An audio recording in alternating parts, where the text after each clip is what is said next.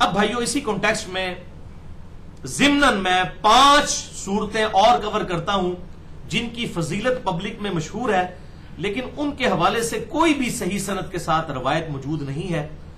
اور جو روایتیں ہیں ان پر خود ائمہ نے جرح کی ہوئی ہے۔ میں چاہ رہا ہوں کہ وہ بھی یہاں پر مختصراً بیان کر دوں تاکہ ہماری یہ ویڈیو بک جو ہے قرآن حکیم کی تلاوت اور صورتوں کی فضیلت کے اعتبار سے ہر لحاظ سے پرفیکٹ ہو جائے۔ رہا یہ بزرگان دین کے حوالے سے مختلف چیزیں مشہور ہونا کہ انہوں نے یہ وظیفہ تعلیم فرمایا، یہ وظیفہ، ان کی تو کوئی حیثیت ہی نہیں ہے کہ ان کو ڈسکس کیا جائے۔ البتہ جو حدیث کی کتابوں میں روایتیں موجود ہیں تو 5 میں ایسی روایتیں کور کروں گا 5 صورتوں کی فضیلت کے اعتبار سے کہ وہ ضعیف ہیں۔ پہلی حدیث جامعہ ترمذی میں انٹرنیشنل نمبر کے مطابق 2922 نمبر ہے کہ آپ صلی اللہ علیہ وسلم نے ارشاد فرمایا، جو شخص صبح کے وقت 3 بار پڑھے اعوذ باللہ السمیع العلیم من الشیطان الرجیم بسم اللہ الرحمن الرحیم،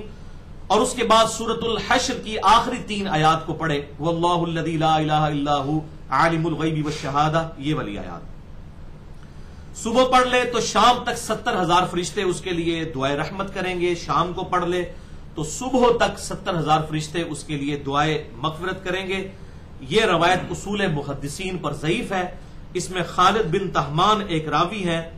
جو اختلاط کا شکار ہو گئے تھے، یعنی ان کا حافظہ بگڑ گیا تھا، اس زمانے میں انہوں نے یہ روایت بیان کی، لہذا وہ ایکسیپٹیبل نہیں۔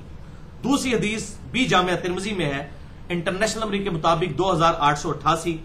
کہ آپ صلی اللہ علیہ وسلم نے ارشاد فرمایا، جو رات کو سورۃ الدخان پڑھ کر سوئے، سورت نمبر 44 پارہ نمبر 25 میں،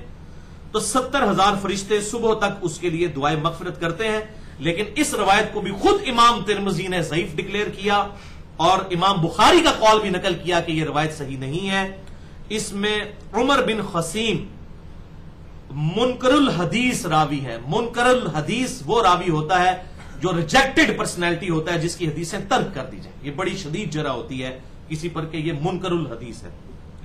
تیسری حدیث شعب الایمان امام بہیقی کی کتاب میں ہے 2498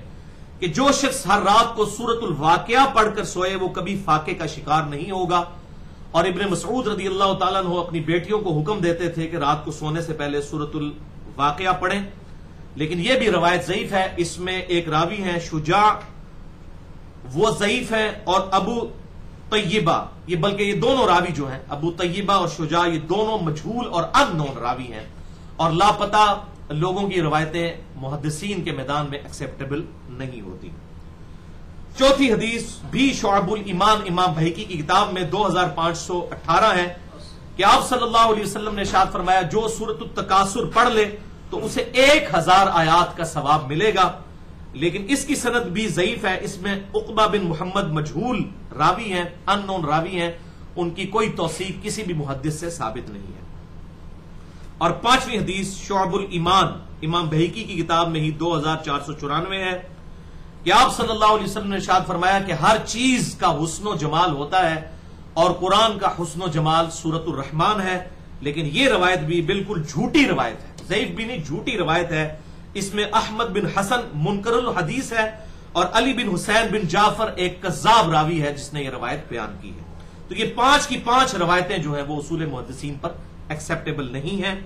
اور بھائیو، یہ میں اپنی طرف سے بات نہیں کر رہا، صحیح مسلم کے مقدمے میں امام مسلم بن حجاج قشیری رحمہ اللہ المتوفى 262 ہجری، انہوں نے کیٹاگوریکل مینشن کیا ہے کہ ضعیف الاسناد احادیث کسی بھی صورت ایکسیپٹیبل نہیں ہے۔ نمبر 1، نہ تو حلال و حرام کے احکام کے لیے، نمبر 2 نہ امر بالمعروف و نہی عن المنکر کے لیے، اور نمبر 3 نہ ترغیب و ترہیب کے لیے، یعنی نیک اعمال کی ترغیب دلانا اور برے اعمال سے روکنے کے لیے بھی کوئی جعلی روایت بیان نہ کی جائے۔ تو یہ ہمارا اپنا کوئی فتویٰ نہیں ہے، امام مسلم نے آج سے 1200 سال پہلے صحیح مسلم کے مقدمے میں لکھا، اور یہ اتنا اہم مقدمہ ہے کہ میں نے تقریباً 1 گھنٹہ 25 منٹ میں یہ پورا مقدمہ کور کیا ہے۔ مسئلہ نمبر 36 کے نام سے اہل سنت پاک.com پر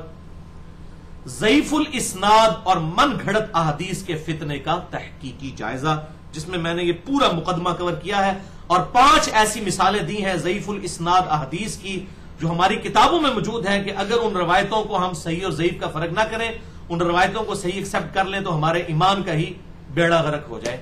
والعیاذ باللہ تعالی۔ لیکن